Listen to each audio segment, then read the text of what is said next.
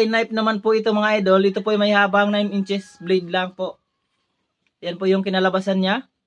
Yan, pasadya po ni Kamaster Juan Michael yung design. Yan, so kasama po yung katawan dito sa kanyang scabbard.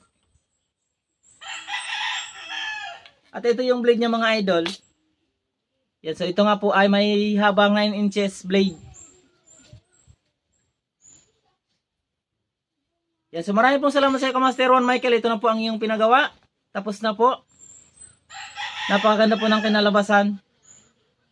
Yan, sa mga kamaster natin na gustong mag-avail ng aking mga obra at may mga katanungan, ayan, mag-PM lang po kayo sa aking Facebook page na Kamaster Topper. Yun na po ang bago kong Facebook page mga idol. Yan, so i-message nyo lang po ako doon mga kamaster at sana po i-supportan nyo rin po yung aking Facebook page. Pakipollow nyo na lang din po mga idol. Maraming pong salamat sa inyong lahat mga kamaster.